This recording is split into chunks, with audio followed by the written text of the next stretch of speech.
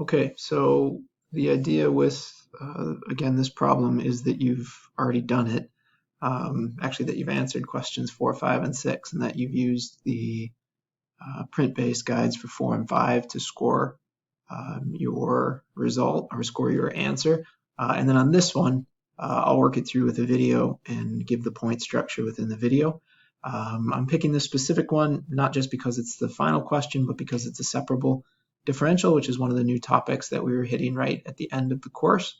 And I think it helps to kind of backstop that learning with seeing it work through and hearing the thought process.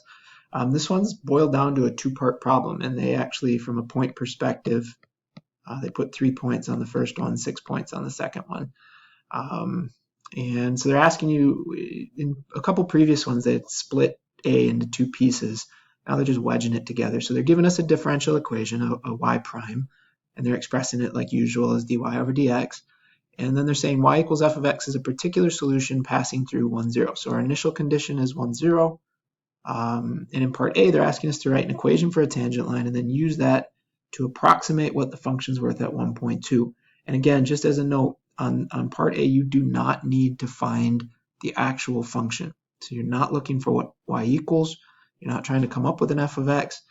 You're just coming up with a tangent line approximation. And then in part B, they're using that very specific language to find a particular solution to the differential equation. That means you are finding the y equals. And this one makes it super clear that find this, and then passing through the 0.1 comma 0. So that's just kind of a step back on the problem.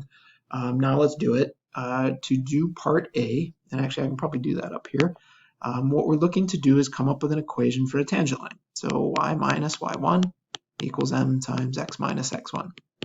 And they were nice enough to give us 1, 0, which would be our y value and our x value within our equation, and y minus 0, of course, is just y.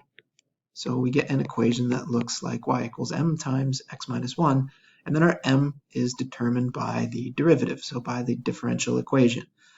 So we've got our y prime, or our dy over dx.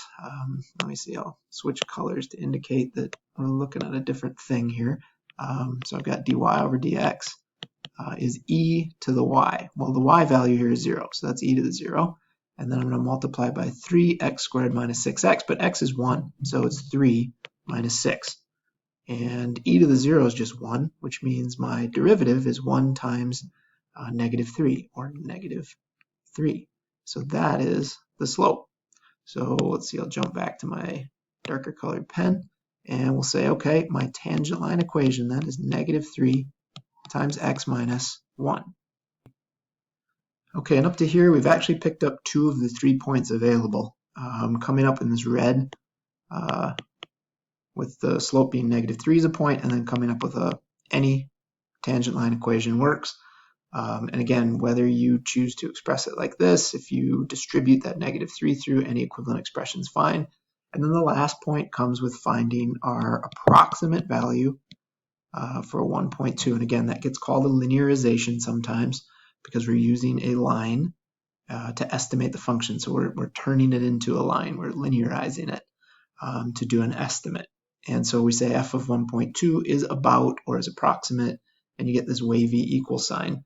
And what they want us to do is just plug in the 1.2 into our tangent line equation. So that would be negative 3 times 1.2 minus 1 is 0.2, and that's negative 0.6. So then generating that negative 0.6 is the final point. And if you want to be really crystal clear with the AP graders, we'll say f of 1.2 is approximately negative 0.6, or our approximation is negative 0.6. So that is the set of 3 points associated with part A. With part B, and this is that new skill. So part A is actually a much older skill for us. Part B is the newer skill that we developed right towards the end of our time together in class. And this is finding the particular solution to the differential equation. Again, they will only ask you to do this if the equation is separable, and this one is. So they will only ask this of you if you can separate it. So if it gets asked, if you just know that's what it is they're asking you to do. They're asking you to pull it apart. So I can see from my setup, and let's see, I'm just gonna I'll write it right here. dy over dx equals e to the y times 3x squared minus 6x. And then we're looking at an initial condition of 1, 0. So I'm just going to box that in right here. And they're going to structure 6 points on this thing. I would highly recommend writing it like I did, even though they already listed it, just to show them that you know what you're doing. You can do this in 1 step or 2. I'm going to show it in 2 as I have been, but you can certainly do these first 2 steps in 1. I'm going to multiply both sides by dx. And then I'm going to divide both sides by e to the y. And when I do that, and again, 1 step or 2, you're going to get to this specific spot on the problem. So that's called separating the variables, getting the y's together, getting the x's together. That gets tagged as an individual point. Then we're going to integrate both sides. You can certainly throw an integral sign on this thing, and I'm just going to take a moment to rewrite as a negative power that 1 over e to the y. It just helps me when I do integrate. And then on the other side, I'm going to write my 3x squared minus 6x dx. And to integrate these two things, to integrate the left-hand side of this, technically you're using a u substitution, and if you want to do that and show it, you're making u equals negative y, du is negative dy, negative du is dy, and then you're integrating a negative e to the u du. You can do all that, and you're going to end up getting a negative e to the negative y, or in the AP shortcuts it on their solution sheets, you can just recognize that negative comes out as a multiplier and e's stay the same. So again, if you want to do the formal u substitution, you can, but you are okay in this particular case to just write negative e to the negative y. And then on the right-hand side, we're going to get 3x cubed over 3, which is also just written as x cubed, and we're going to get 6x squared over 2, so that's 3x squared, and I'm going to put my plus c over here on the right-hand side. They give you a point for each antiderivative. So a point for correctly antideriving on the left, a point for correctly antideriving on the right, as well as a point for the plus c. So this line is just a bonanza of points. So 3 points tied to this specific line, and then 1 point up above thus far for our separation, which means we only got 2 points left. The next point is going to come by taking, and I'm going to use a different color just to indicate I'm doing something a little different, is I'm going to take that initial condition and solve for c. That's going to be the next point that we're going to get tagged, is to get a c equals. So we're going to take that point and what was it, 1, 0. So we're going to plug in 1, 0. So 0 goes in for y, and 1 goes in for x, and we're going to figure out what c is. Well, negative e to the 0, so that's negative 1. 1 minus 3 is negative 2, and then I'm going to add a 2 to both sides, and c is 1. So finding c is worth a point, or using the initial condition is worth a point. So again, step by step in this thing, each little piece on its own gets tagged a point. Then let's see, I'll put that back in. So we've got our full expression, and then the very final point is just isolating y, so getting y all by itself. I'm going to divide both sides by this negative, so I'm going to get e to the negative y, and then that's going to give me negative x cubed plus 3x squared minus 1. And I'm just going to leave it written like that. That's fine. E to the negative y. Another way to write that is, actually, you know what? Let's leave it the way it is. E to the negative y, that's fine. There's a number of solution solving paths we can go down at this point, but I actually think the easiest way is probably just to attack it this way. I'm going to ln both sides. That's how you get rid of an e. So it undoes e, and I'm going to do it as a separate step. Because there are so many log rules, the reason I say you can go down multiple paths is it just depends how you want to get y isolated. But whenever you have just e to something, you can knock out the e with the ln. So I'm going to ln both sides. I'm left with a negative y on the left. And on the right, I just have the ln of this big expression. It's a small note, but I know it can kind of get lost in the confusion. There are no absolute value bars here. You do not need absolute value unless you're integrating.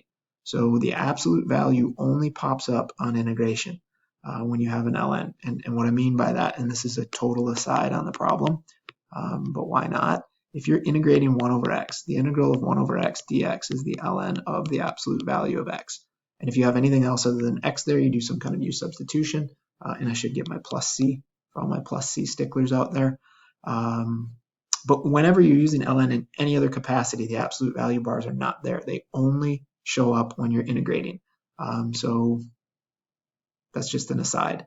On this particular problem, then, all we have left to do is put a negative over to the left. So divide both sides or multiply by a -1.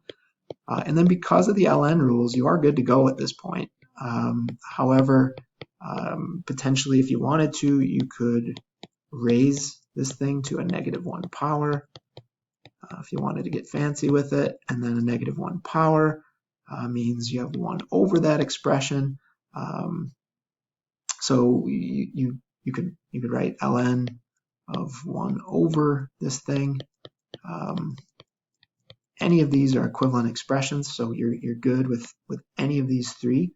No one's any better than the other. They're all workable expressions, and they get you the last point. So all that work generates a single point. So again, you think about where the points are structured on this thing. They're after step-by-step process, not output. And I'm just going to walk it back through here. We got a point, first point, for separating the variables, just pulling it apart and indicating we knew that's what you needed to do. You get a point for each of the antiderivatives. You get a point for the plus C. So this is all setup and procedural stuff, and it's why it's really, really important to be clear about your work and show them your work. You then get a point for plugging in the initial condition to generate C, and all the answer is actually worth is a single point. So if all you wrote was the answer, you'd miss out on the 5 preceding points. Show them your work. So show them your step-by-step, show them how you get there. It's why I'm doing this one in a video and not just giving you a paper-based answers. I want to talk through and be really, really careful in terms of how we look at and think about showing work so that we get credit from the AP when it comes time to sit down and take the exam.